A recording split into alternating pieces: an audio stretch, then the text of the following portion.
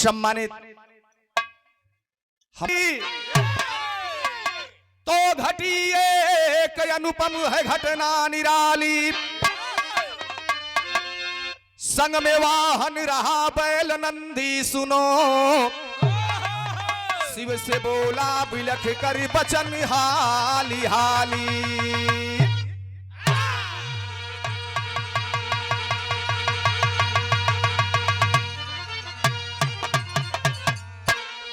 सुन के उसकी रुदन माया पशुपति किए, अरे नंदी मुख मैली 12 तुरंत है बनाए। नाग ने दी खबरी, अरे नाग के लोक में नागपति अपनी माया अजब है दिखाए।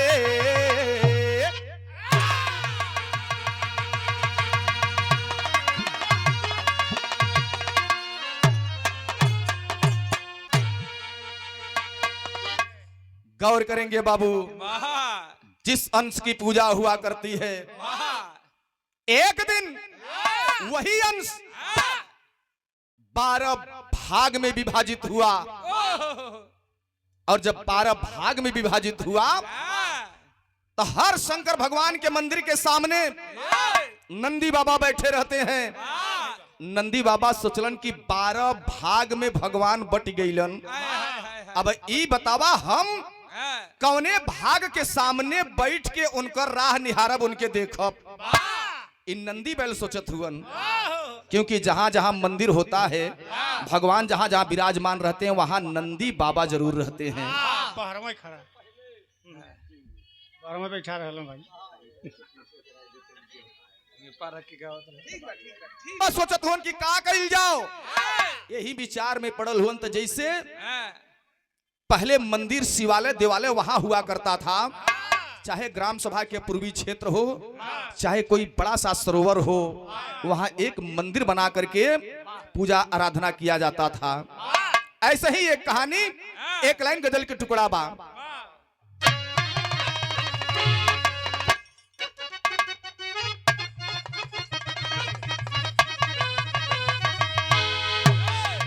यह तर्ज बाकी, अरे दिल से दिल का अरे सौदा करीने बाबू रे, अरे दिल से दिल का सौदा करीने, अरे दिल दीवाने आ गए।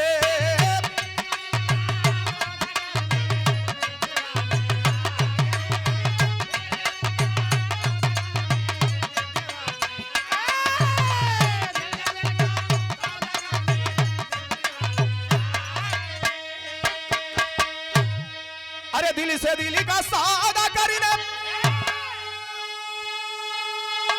अरे दिल दीवाने आ गए। हाँ दिल दीवाने आ गए। अरे हम सजाने को चले और हम सजाने को चले और वे जलाने आ गए।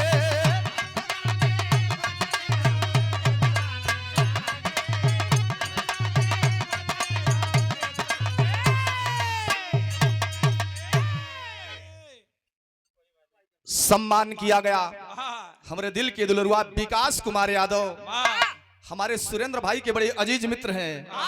और साथ चाहिए भाई का, अर्जुन के जैसा बाह पुजाना है।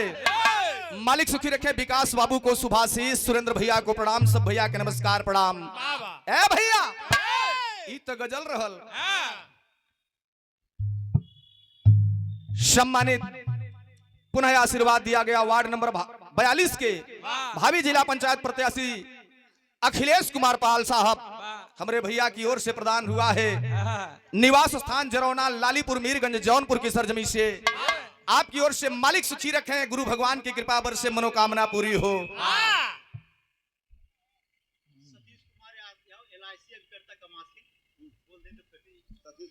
सम्मानित सतीश कुमार यादव LIC अभिकर्ता, कमासिन के ऐतिहासिक सरजमी से जिंदगी के पहले और जिंदगी के बाद भी हमारे भैया की ओर से सादर 100 रुपए पुरस्कार मालिक सुखी रखें। देखे लेखे तुरंत चला जाए।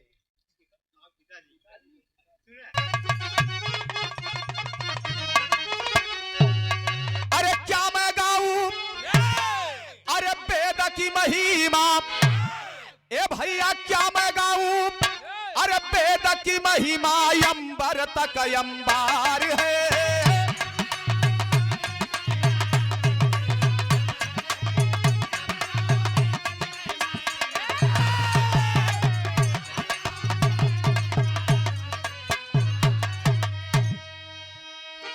अरे क्या मैं गाऊं वेद की महिमा, अरे अंबर तक अंबार है, अरे अंबर तक अंबार है, अरे लीला है हरि जी की न्यारी, माया की बाजार है।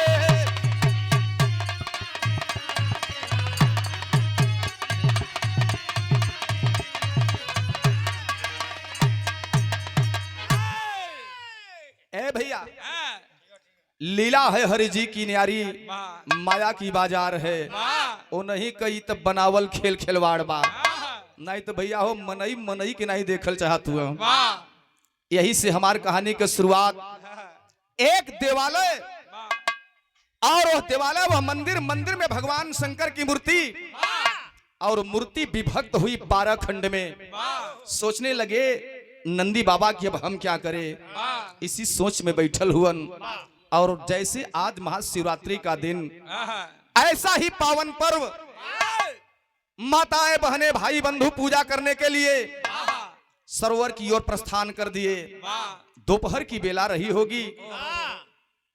एक झोपड़ी में एक लड़की आरती और उसकी बूढ़ी माँ, मात्र दुए न भाई रहलन, पिताजी मर चुके थे।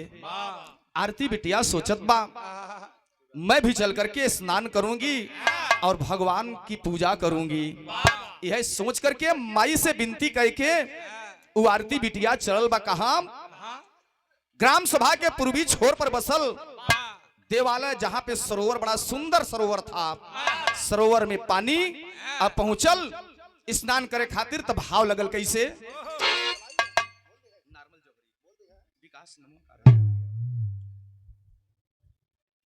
आदरणीय श्रीमान श्रद्धेय गोवर्धन यादव बाप। लेकिन देखा एक तनी सा और बदल के गावल जाला। एक बुढ़िया माँ की बेटी जीवन की रही सहारा, एक गांव में दोनों रहते मिलके करते थे गुजारा। था शिवरात्रि का दिन, सब सखियां चली नहाने, बेटी भी बुढ़िया माँ के सखिया संग गई नहाने। पहुंचल सगरा के तट पर, और जब पहुंचल सगरा के तट पर, वो बुढ़िया मतारी के बिटिया आरती पहुंच गयल। अपन भैया हो कपड़ा रखलस ऊंचाई पर, कपड़ा रख के अपन 2-3 ठे सहेलियन के साथ हुई सरोवर में हली गयल, स्नान करे लगल। आज स्नान करत करत 5 मिनट 7 मिनट के बाद जब बहरा आइल, तब बहरा निकल के सोचलस कि चल के अपन गीला कपड़ा बदल के सूखा वस्त्र पहन ले। जब बहरा आइल तो वहां देखत बात देखलस तो वही घबराए गयल। तो बिरहा में तर्ज लगल, कवन तर्ज लगल,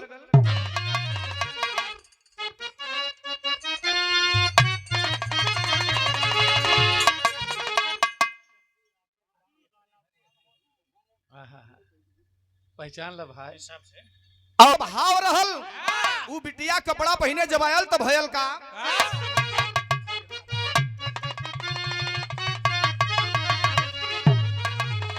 यह तर्जबा की अरे तारे नारिया रवा के बागी, अरे तारे नारिया रवा के बाग ऊपर श्याम के ना लगाई रा।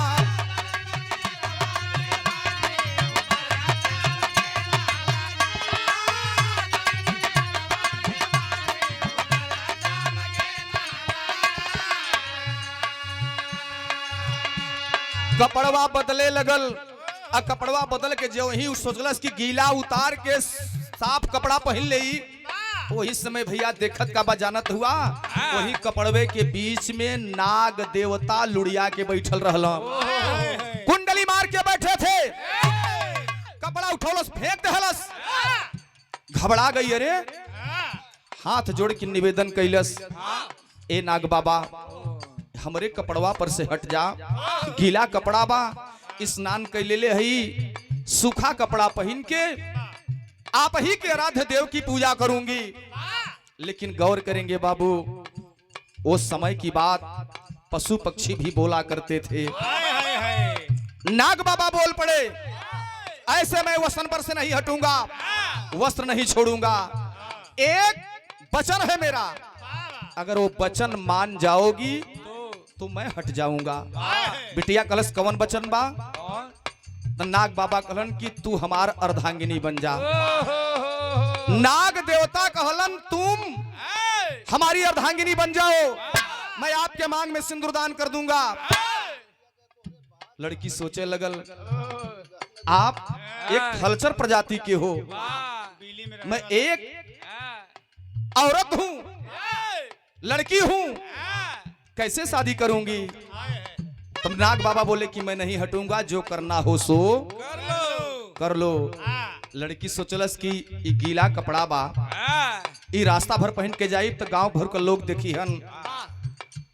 वचन मांग ले हलस, ठीक है ठीक है, मैं शादी करूंगी, लेकिन 2 महीने बाद।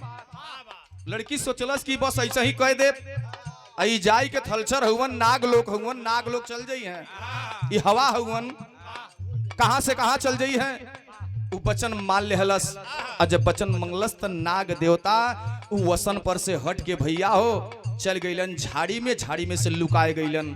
और जब लुकाए गईलन तो वो लड़किया कपड़ा बदल के कपड़वा खींच के आयल अपने झोपड़ी में अपने बुढ़िया माई से बतावे लगल। का बतौलस?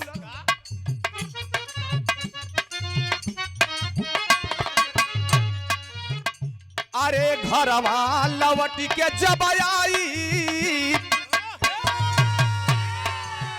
भैया, घरवा लवट के जब आई, बताई है माई से बतिया।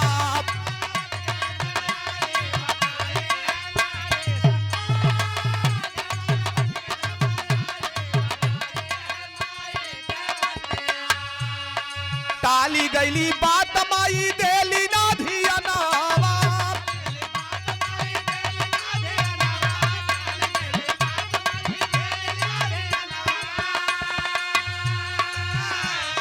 धीरे धीरे आई गयल शादी वाला दिनावा।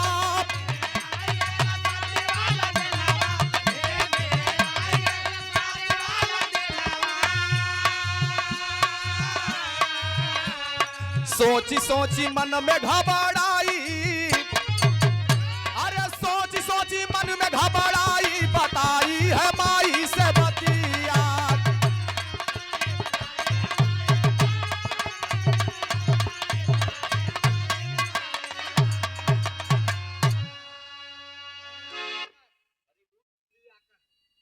छोड़ जाए थे वो हवा पानी हुवन, आज एने हुवन कल ओने चल जइहन। वो बोलले रहल, ओकर कोनो बात का केयर करे के नहीं बा। बिटिया सोचे लगल, लेकिन जो दृश्य देखी थी वो समझ गई हो न हो कहीं 2 महीने के अंदर में वो जो डेट दिया गया वो दिन वो नाग देवता दुल्हा बन के आए न जाओ, यह सोचत बा। लेकिन धीरे धीरे दिन नजदीक होए लगन, होत एकदम डेट आ गल, जैसे कल शादी बा, शादी वाला डेट बा आज ही के दिन। सम्मानित बड़का भैया सीताराम यादव कसेरवा की ऐतिहासिक सरजमी से सादर 100 रुपए पुरस्कार भैया के प्रणाम। ये बिटिया सोचत बा, और तबले रात भयल सवेरा भैया, और जब सुबेरा हुआ तो भैया डम डम डम डम नगाड़ा के आवाज सुनाई देवे लगल। जब नगाड़ा के आवाज सुनाई देवे लगल तो बिरहा में तर्ज लग।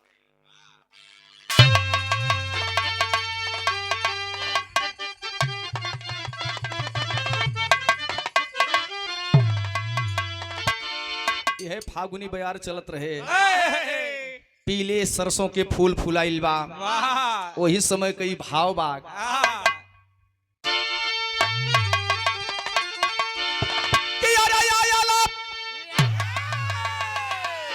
अरे बसंत जब अरे उड़े लगा तीर मोरी, अरे देहिया भैली बाप, अरे पियर हारा धीर मोरी देहिया भैली बाप। भैया हो ये सब धुन तर्ज बा, पुरान चीज बड़ी लचकदार बड़ी मजेदार होली। पुरान चीज बहुत मजा देता भाई। आजकल का तो गवैया ऐसा हो गया हुआ, बाबूजी कहते उनके सुरेंद्र बाबू कि अरे बसंत जब अरे उड़े लगा तीर मोरी, अरे देहिया भैली बाप, अरे पियर हारा तीर मोरी देहिया भैली बाप। लाल हुआ भैया ई तो तरजबा, लेकिन बिटिया घरवे में बैठ के सुबेरे के बेला में जोहत बा हो न हो, वही नाग बाबा आ जाए तो बड़ी दिक्कत हो जाई। माई हमारे इनकार कर दिलस का, अरे सपवा अरे सगुनवा के जोहा घरिया हो चलल, अरे चलल साजा के बरतिया वही बाबा वोरिया हो चलल।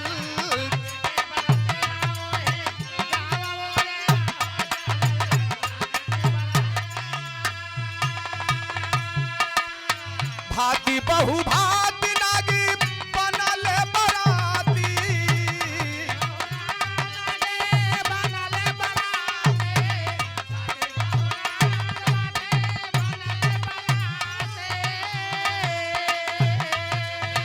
घटा घना घोर घेरे बजावा बजाती,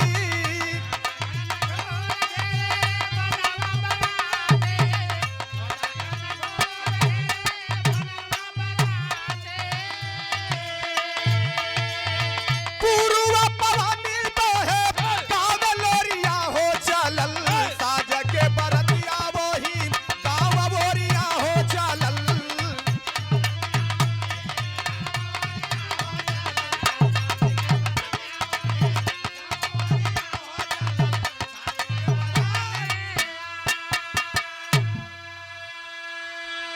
ए भैया हो न हो वही हो गया जो नहीं होना चाहिए।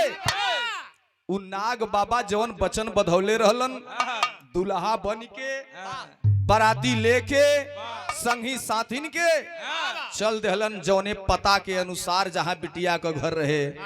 एहर बिटिया परेशान दिनवा उहे बा, बुढ़िया मतारी के चिंता नहीं बा, लेकिन बिटिया के डर बा अगर हो न हो आ जाएंगे तो हम कवन मोह दिखाई कि ई लड़की के जात बिना केहू के जनले मनले पूछले ई जात के एक थलचर एक ठे नाग से बियाह करे बदे तैयार हो गयल। बिटिया के डरी बा, लेकिन हर नाग बाबा उ है दिन उ है समय लेकर के गाजा बाजा चल देहलन। आए गईलन, जब आ गईलन तो लोग पूछे लगलन कि कहां से आवत हुआ, के करे दुआरे जईबा। तो उ नाग बाबा कहलन हम फलाने के यहाँ आयल हई, हम फलाने हमार मेहरारू बनी है, उनके मांग में सिंदूर डालब और लिया के अपने संगे अपने लोक नाग लोक जाई। लोग गांव के और जाकर के बुढ़िया से कहलन कि तोर बिटिया तो हई सही काम कर देले बा। अब बतावा जा करके बुढ़िया देखलस तो सचहू नाग बाबा अपन बराती लेकर के सारी व्यवस्था लेके आकर के गांव के पूर्वी छोर पर खड़े हैं। और कहां खड़े हैं, जहां पहली मुलाकात हुई थी उस लड़की आरती से, वहीं रुकल हुवन। लेकिन वो हट कर गए कि नहीं मैं शादी करूंगा तो शादी करूंगा। वचन दी है आरती ने, मैं सुहागर बना करके अपने नाग लोक लेके जाऊंगा। बुढ़िया सोच गयल कि अब ई नाग देवता मानी होनी ना वाह ना मानी तो एक ठे उपाय सोचलस कि जा करके ठीक बा चली देखी हमार बिटिया हमारे घरे बा की नहीं आ करके यहाँ घरवा अपने बिटिया के दूसरे के घरे में छिपा दे हलस वाह यही खोजी है तो बिटिया मिली उली नहीं का भइल अंतरा के लाइन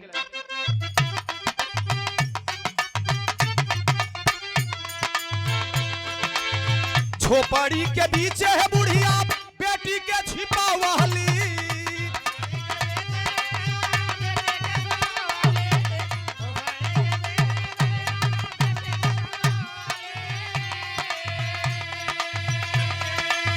जाके नाग देवता से अर्जी लगावाली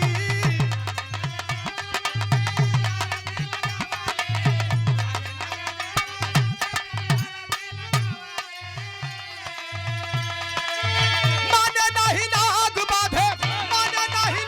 बाधे ब्याह डोरिया हो चलल साजा के बरतिया वही गाँव ओरिया हो चलल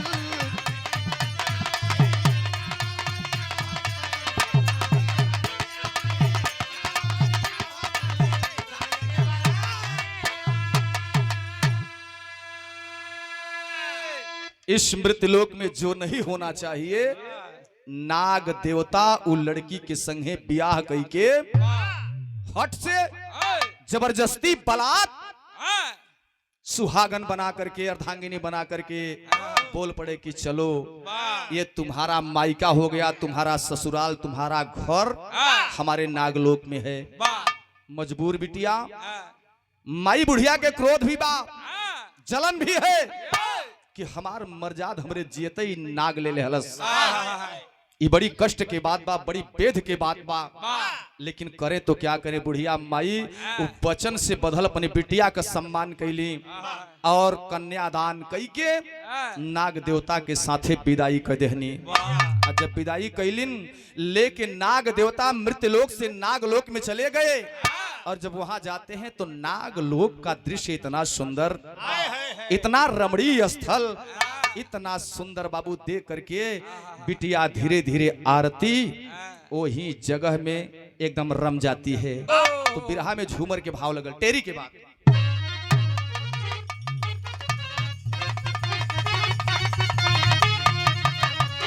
अरे मूरत पे माला फूल चढ़ेगा, अरे नाग नंदी के साथे शिव के बने शिवाला।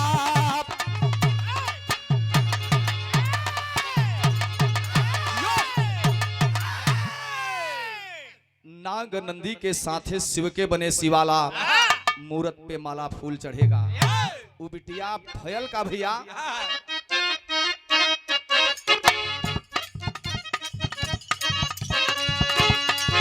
अरे बाला पाई नागलोक में,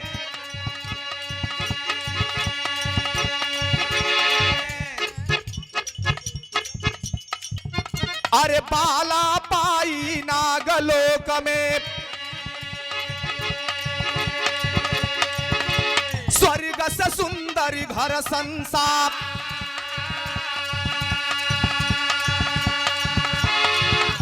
हंसी खुशी से कुछ दिन बीता,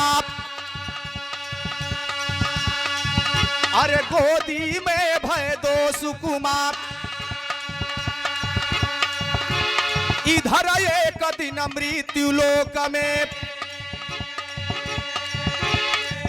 अरे टुकड़ा भय शिवयन सहजात,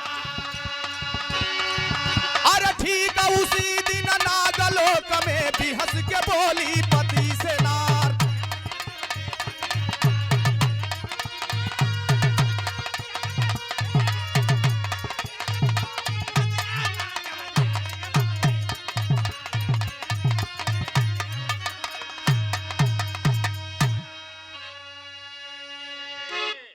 जौने दिन दूगो लड़का गोदी में हो गेल हुवन, 3 साल का दिन बीतल, जब से बिया भयलू बिटिया अपने माई के वापस नहीं आयल। तो एक दिन अपने नाग देवता से नागपति से वो बिटिया कहलस कि ए पति जी 1 साल बीतल, 2 साल बीतल, तीसरको साल बीत गयल बा। आ 2 ठे लड़का भी गोदी में हो गयल हुवन। हमारे भाई नाई रहलन। ऐसन करता इ लड़कवन 2 ठे हमरे बड़ी ममता लगत बा। चल के हमार मतारी विधवा बा, यह दोनों लड़कवन के दिखा देता तो कम से कम हमारे भाई का कमी हमार बुढ़िया मतारी के महसूस ना होखत। यह बात नागपत्नी अपने नागपति से कहलस। नागपति बोले, ए प्रिय चलूंगा, लेकिन गौर करो हो न हो कहीं कोई अनिष्ट हो जाए, कहीं कोई घटना हो जाए। नागपत्नी बोली कि ए प्रभु आप हमारे मांग के सिंदूर हो, कौन क्या करेगा? अरे हमार न केहू दोस्त बा न केहू दुश्मन, न हमार भाई हुवन न बाप हुवन, एक ठे हमार बेवा बुढ़िया मतारी बा। बस उहे ओकर तो तू एक बेटवा स्वरूप लगबा। दामाद माने बेटवा स्वरूप होलन, और तुहार मान मनौवल करी। चला अपने नाग पत्नी का बात मान करके नाग देवता बाबूजी पुनः नाग लोक से मृत्यु लोक की ओर प्रस्थान करते हैं। और रस्तवा में बतियावत हुन बिरहा में तर्ज लगल।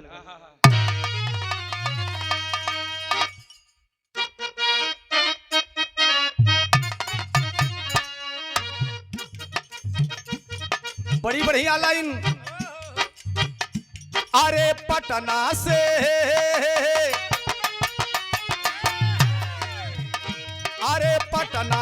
बैद्या बोलाई ना हो नजारा गईली गोइया।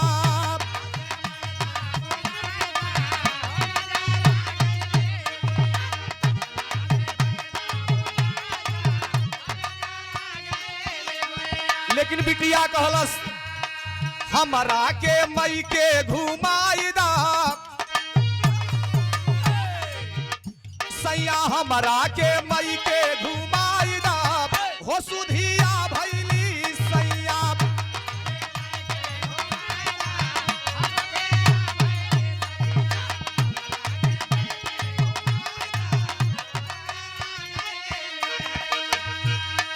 अपने मायरिया से करवा दी दरिया,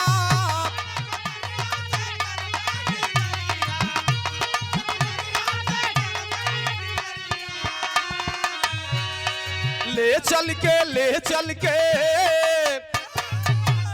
अरे ले चल के हमके पहुँचाए दा हो सुधिया भैली सैया।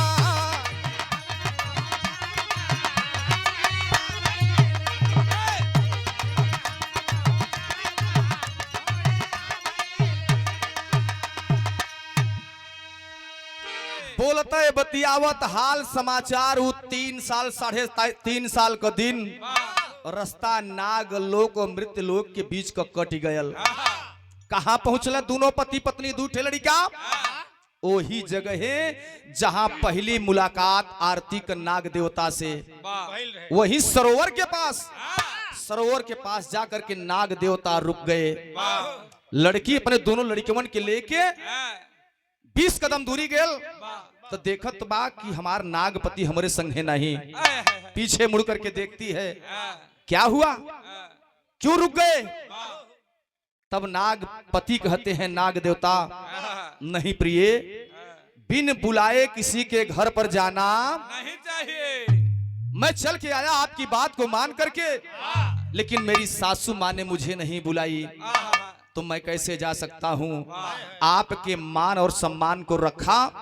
ऐसा है हम यही अपने रूप को बदल करके नाग के रूप में हो जाता हूँ और किसी बिल में किसी झाड़ी में छिप जाता हूँ।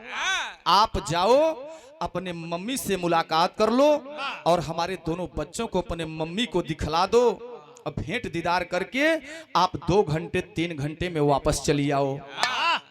बात मान गई कि सही बात है, हमारे पति स्वाभिमानी हैं, अगर बुलाया नहीं गया है तो कैसे जाएंगे। भैया हो पहुंचल कहा अपने माई के पास, मम्मी ए माई दरवाजा खोल।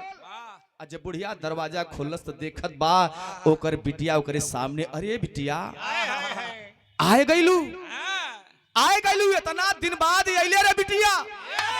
हाई 2 ठे लड़का के ह बिटिया कलश की माई तोहारी नाती हुवन, ये दोनों तोहार जोन हीरा हुवन, ये तोहार दुठ नाती हुवन। भगवान 3 साल के बीच में 2 गो लड़का हमके देहलन। भाई तो ना रहलन, तोहरे बेटवा ना रहलन, इस समझ लई है तोहार बेटवा तोहार नाती हुवन, हमार बेटवा हुवन। अरे बिटिया आवा आवा बैठा, चटाई दसा देहलस, बेटौना के लेके गुदिया में दुलार करे लगल। हमार हीरा हुआ, हमार लल्ला हुआ, हमार सुगा हुआ, दुलरावत बा, प्यार करत बा, पुचकारत बा, चुम्मा लेत बा, दुलार करत बा। बड़ी दिन बाद लड़का अपने गोदी में पौलस। बुढ़िया मतारी दुलार करत करत बाबू सोचे लगल बिटिया खाना खाएला। नहीं मम्मी खाना ना खाई, हम जाइब, हमके जाए के बा। अरे कहाँ जाइबू? माई हमके जाए के बा, हम आयल हैं तो से मिल लेते ही, अब हमके जाए बा नाग लोक जाई माई। लेकिन माई का प्यार, माई का ममता बिटिया बड़ी दिन भयल, 3 साल का दिन हो गया। अब अइलू 2 घंटा में तू चल जाइबू। अरे भर रतिया अपने हाई दोनों लड़कवन का चेहरा निहारे द, दुलारे द, तुहू बैठ के कम से कम तुहार हाल समाचार हो जाए। यह माई बिटिया बात करते हैं, तब बात करत करत पानी पियत पियत बाबू 2 चीज मास्टर भैया, वो चीज औरतों से कभी नहीं छिपता है। पेट के अंदर बात अगर कोई गुप्त है तो कितना भी आप कोशिश करो, एक न एक दिन जरूर बाहर आ जाएगा। बातें चीत करत करत माई के दुलार में आरती इतने तो गलती कई गलस बतौलस की माई हम ही भर नहीं, तोहार पाहुन भी आयल हुवन। क्या? हाँ, आपके दामाद भी आए हैं। कहाँ है वो? माई तू बुलौले ना रहलू, हम जबरदस्ती कैली तो आयल हुआ, लेकिन तोहरे घरे नाही, वही सरोवर के पास हुवन, कहीं झाड़ी में छिप के बैठल हुवन, और हम जाइब तो लिया के हमके अपने नागलोक चल जाइहन। अरे बिटिया इतनी बरियार भेद छिपौली तू। बैठा बैठा बैठा, अब बैठा यही लड़कियों के दूध लेला, पियावत रहा, खियावत रहा। हम अब्बे जात है अपने दामाद के लिया के सम्मान से अपने घरे आई, और तब बिहने सवेरे उनकर विदाई भैया हो चलल अपने घरे से। अब बुढ़िया मतारी चलल, जा करके सरोवर के पास पहुंचल, आवाज दे लगल, कहाँ हो ए बेटे, कहाँ हो बेटे? अरे तुम्हारी माँ तुझे बुला रही है, तुम्हारी सासू माँ तुझे बुला रही है, बाहर आ जाओ बेटे। नाग देवता बाहर नहीं आए। जब बाहर नहीं आए, पुनः नहीं रहा गया, तब भरे गलों से आप मेरे बेटे नहीं हो? अरे हमरे कोक से लड़का नहीं रहला, यही बदे आप हूँ कि हमें कष्ट देता हुआ ना आईबा। ठीक बा मत आवा, हम चल जाता नहीं अपने घरे। तब तक आवाज आई, माँ रुक जाओ माँ। आवाज आयल तब बिरहा में पहपट के भाव लगल, सम्मान तारी नाग देवता का सासू माँ। जब आवाज सुननी, माँ रुक जाइए, अतर रुकली, तब तक उनकर काम बने वाला बाका।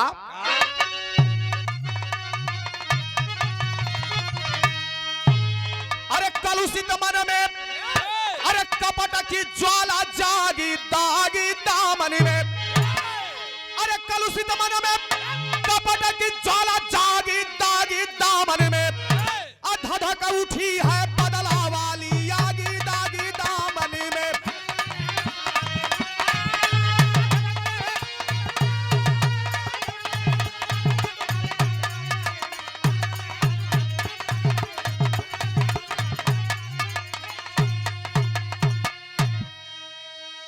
बुढ़िया मतारी सासू मतारी अपने दमादे के कैलेस काम। अरे 12 टुकड़ा नाग को काटी, अरे हाथ में लिया कटारी हो, फेंक दिया सगरा के अंदर, तनीनो ना सकुचानी हो। एक ठे नहीं, वो बुढ़िया मतारी जो ही आवाज सुनल, माँ रुकल, तब तक नाग देवता इंसान के रूप में नहीं, जिस रूप में थे उसी रूप में रेंगते रेंगते रेंगते सामने पहुंचते हैं। सोचते हैं कि हमारी सासू माँ है, सोचते हैं चल करके साष्टांग प्रणाम कर लूं। चरण को पकड़ लूं। और जो ही भैया हो सामने आ करके खड़े हुए और जो ही फन को नीचे झुका करके चरण को पकड़ना चाहते हैं, प्रणाम करना चाहते हैं, वही समय भैया कमरिया में कटार ले रहल खंजर बुढ़िया मतारी उ कटरिया के निकलस, कटल वही गिरल गर्दनवा पे वार कैलस। इतना फनवा पर से गर्दनवा कट के भैया अलग हो गयल, गर्दन छटपटाए लगल, धड़ छटपटाए लगल। इतने ना जब सर धड़ से अलग हो गयल तो सर हर छटपटात बा तो पकड़ के उ धड़वा के बाबू एक नहीं 1 2 3 4 5 6 7 8 9 10 11 12 टुकड़ा बोटी बोटी कई के इहे हमार दहिनाती रहल, जौन हमरे गांव में हमार इज्जत हमार आबरू उतरलस। हमरे बिटिया से जबरी बियाह करके अपने नाग लोग लेके चली गयल।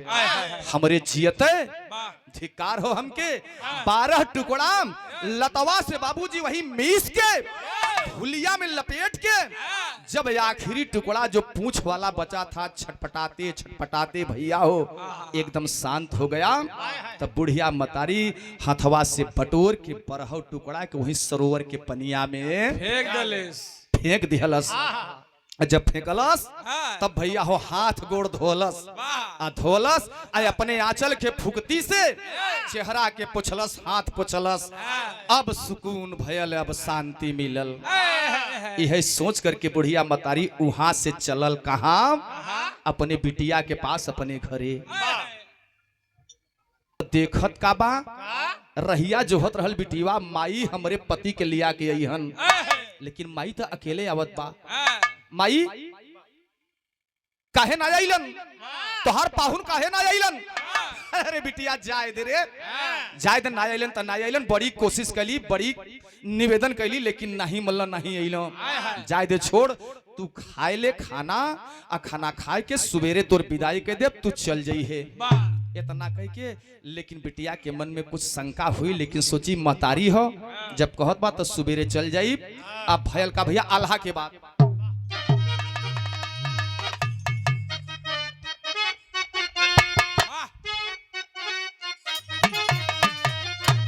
करेंगे भैया, यही बिरहा में ट्विस्ट बा। अरे भोर होता गोदिया में, अरे भोर होता गोरिया लइके, अरे गोदी में सुगनवा ये भैया।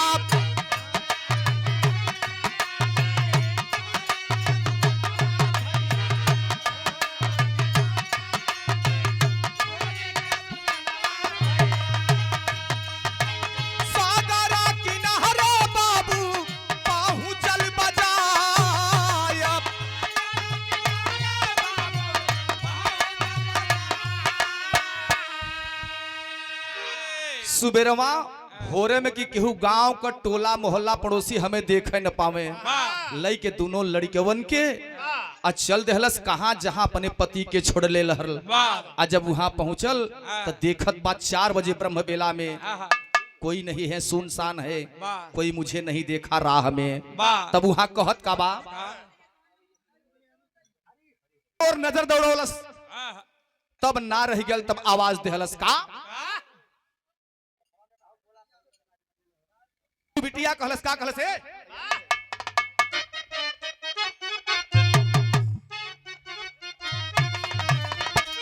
अरे दिहली आवाज बाहर, दिहली आवाज बाहर, निकला सजनवा हमारे।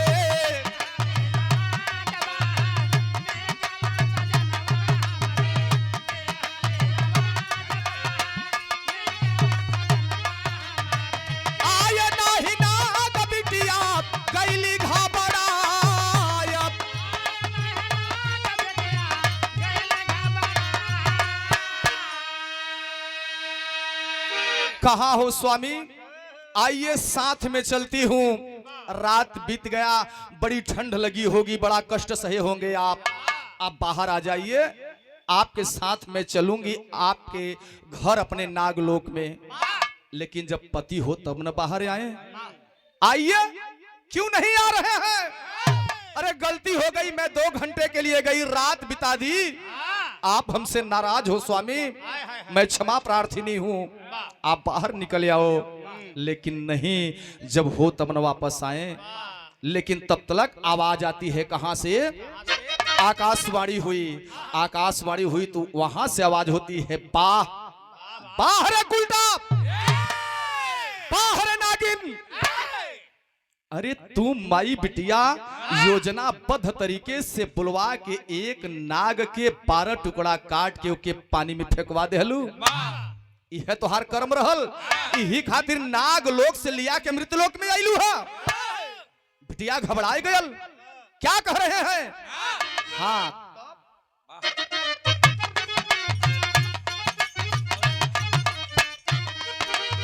ले के हो लाल अपने, ले के हो लाल अइली माई के समनवा अपने।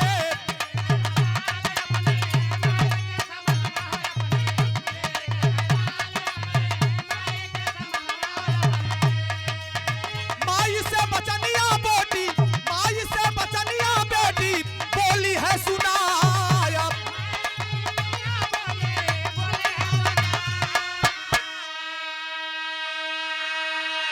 माई तोहार पाहुन अवते ना हुवन, रिसिया गयल हुवन।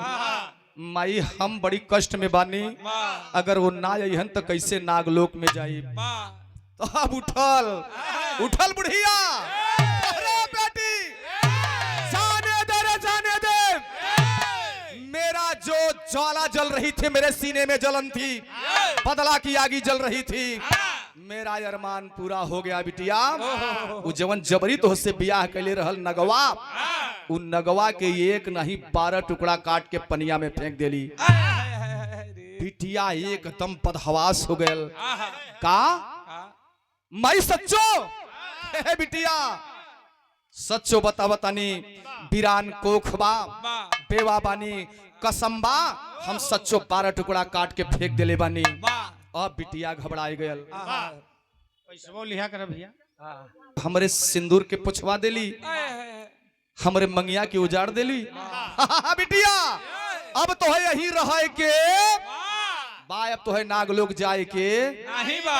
तब हाथ जोड़ के बिटिया कहलस, का कहलस? अरे होई के मतारी हमारी, अरे होई के मतारी हमारो मंगिया उजाड़लू ये माई।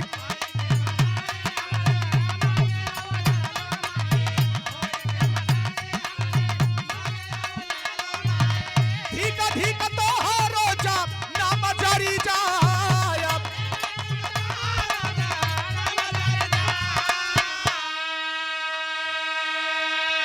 जा जाए माई, बड़ी कलेश का काम कैलू तू, हम तो हरे घरे ना रहब। जाई जब जब तलक अपने पति का हम लाश पा न जाई, तब तलक हम वापस न नागलोक जाई आ न तोहरे डेहरी के अंदर प्रवेश करब। बिटिया अपने दोनों लड़कवन के लेके, जौन एक साल का जौन और एक 2 साल के, दोनों लड़कवन के अपनो लेके चलल कहा, जहां ओकरे पति का पोटी बोटी कैल गयल रहल। वहां पहुंचलस, जाके देखत बाकी स्वामी नहीं है, आवाज दे रही है, स्वामी बाहर आ जाओ, स्वामी बाहर आ जाओ, लेकिन आ नहीं रहे हैं। तब ऊ बिटिया कैलस का दोनों लड़कवन के अपने तपोबल से, अपने नाग पत्नी के शक्ति के बल से, वो दोनों लड़कवन के नर से बदल करके दुगो चिड़ई का रूप देहलस। जो चिड़ई कवन ब्लैक कलर के, वो दोनों चिड़ई, दोनों बेटौनन के चिड़ई के रूप बना के पनिया में फेंकलस कि जा यही सगरा में तोहरे बाबू का 12 टुकड़ा फेंकल गयल बा, ओके लेके और तब्बे अइहा। और वह स्वयं औरत किस रूप में आज मृत्युलोक में है, कहना बा वही लाइन।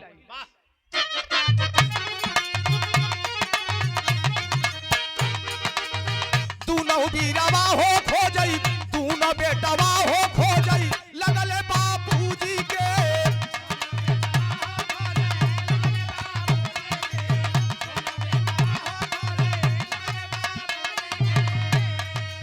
साना में उड़ेले चोच, पानी पे लगाया, साना में उड़ेले चोच।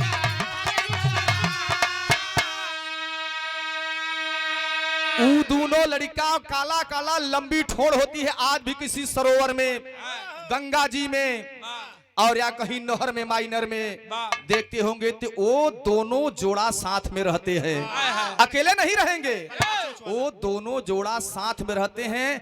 जब ही एक डूबेगा तो दूसरा का वाला भी तुरंत डुबकी लगाएगा और जाके कुछ दूर निकलेगा।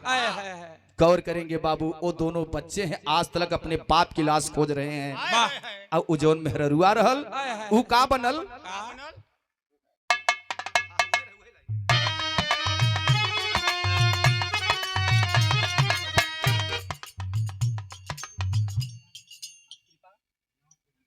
रही कोयलिया है, ऊ बिटिया का बनल, डाल पर बोले वाली कोयल, जेकरे कुहुक से वियोगन के दिल में टीस उठेला। अरे बीरही कोयलिया है, बनली बागु जरिया ये भैया,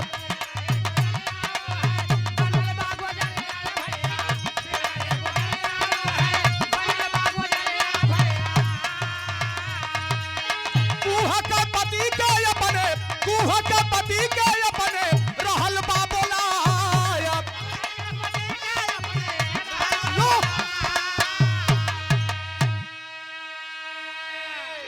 गौर करेंगे बाबू, उधर से 6 मुड़ी रूपी बच्चे का जन्म हुआ कार्तिकेय भगवान, और इधर से वही विष्णु पुराण से ही 2 चिरई जो अपने पिता की डेड बॉडी खोज रहे हैं, और वो औरत जो बेवा हो चुकी है वो कोयल बन करके आज तक कुहुक रही है, लेकिन आज तक उसके पति मिले नहीं हैं। तब मिलान कब होगा, कहना है आखिरी लाइन में,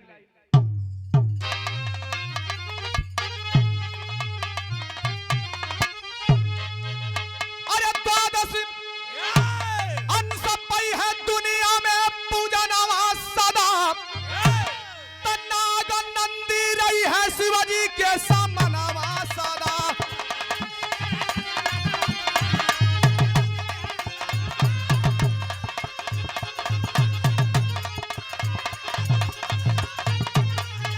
जियो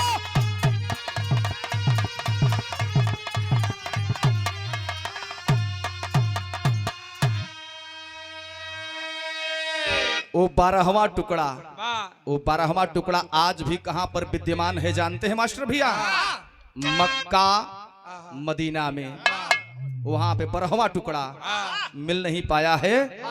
और 11 टुकड़ा सोमनाथ, काशी विश्वनाथ और तमाम तरह के हमारे इस देवालय में बने हैं, और सच्ची श्रद्धा, सच्ची आस्था, सच्चे भाव से जो पूजा करता है तो जरूर मनोकामना पूरी होती है। तो भैया हो, भाव लगल आखिरी लाइन में परिचय में कहना है क्या, स्वर्ग गए गुरु राम मूर्ति जी लगा गए फुलवारी,